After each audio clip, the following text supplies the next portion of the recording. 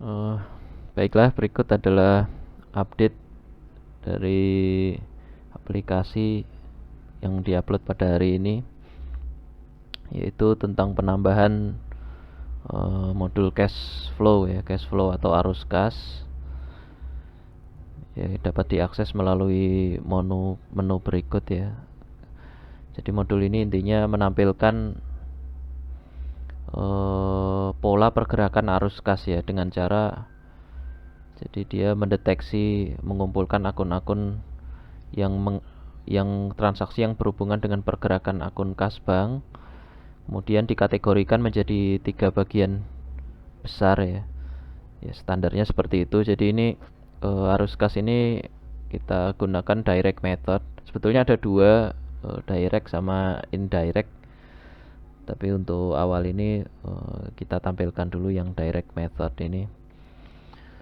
Jadi di dalam 3 besar ya, operational activity, aktivitas operasional, aktivitas investasi dan pendanaan. Oke, untuk membuka bisa mengakses menu ini atau mengetikkan ini ya. Berikut adalah tampilan modulnya arus kas.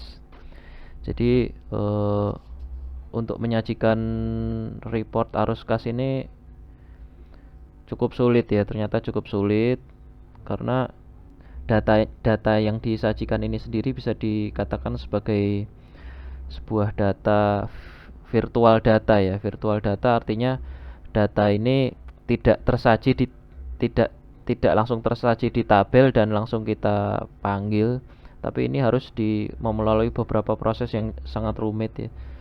Jadi untuk memetakan kategori-kategori ini terlebih dahulu harus dibuat layernya dulu, layer templatesnya dulu ya kan. Pemetaan map yang digunakan untuk nantinya untuk membaca membaca transaksi-transaksi ini, baru nanti berdasarkan template itu ya. Di sini ada dari tabel templatenya ini disiapkan dulu nih pemetaannya. Ini semua dilakukan secara otomatis. Kemudian baru setelah berdasarkan template ini dibuat engine ya, dibuat data engine-nya di atasnya ya, render ini. Render cash flow ini, data engine-nya ini yang membaca data berdasarkan template. Jadi ini sangat-sangat rumit ternyata ya, cukup membutuhkan waktu untuk mempersiapkan ya. Jadi ini algoritmanya untuk membaca ya.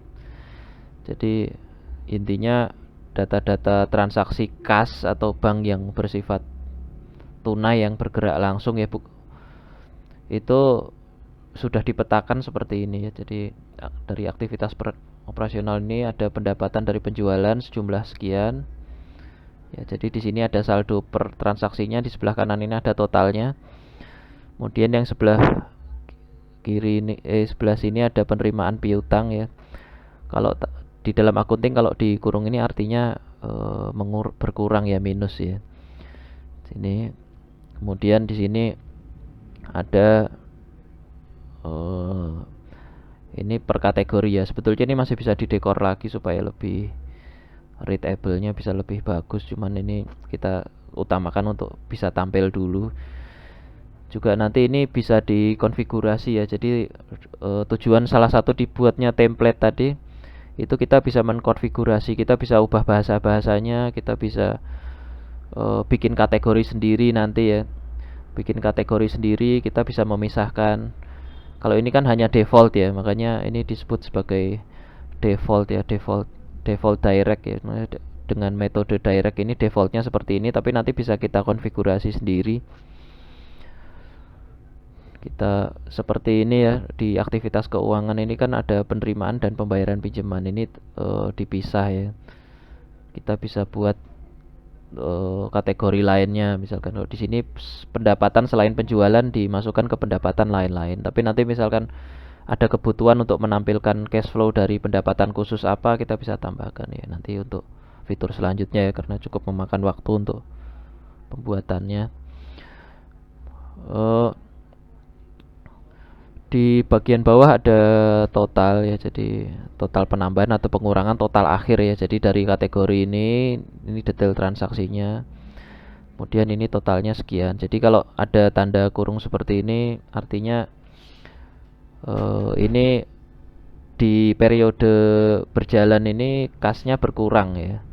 Bukan ada penambahan yang masuk dana masuk kas tapi berkurang ya ini kas bank. Kemudian yang hal selanjutnya yang perlu diperhatikan sebelum mengakses arus kas cash flow ini adalah kita harus menentukan dulu ini ya setting default akun ya. Jadi di modul setting akun ini kita harus menentukan kas dan banknya dulu.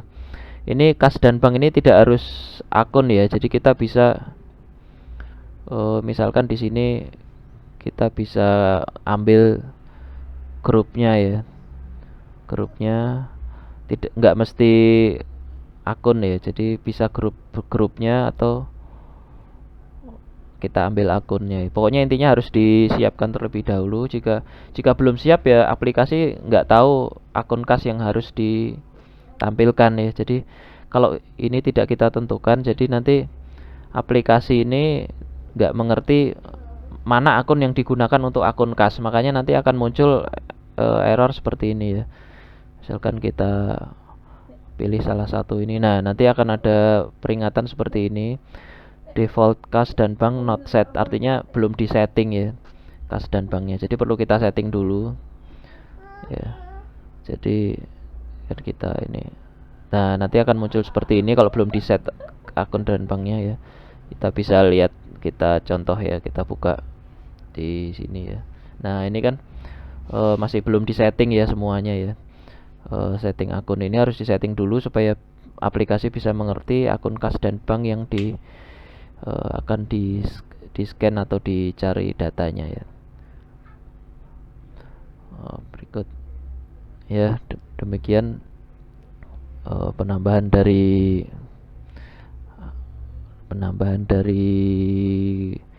aplikasi.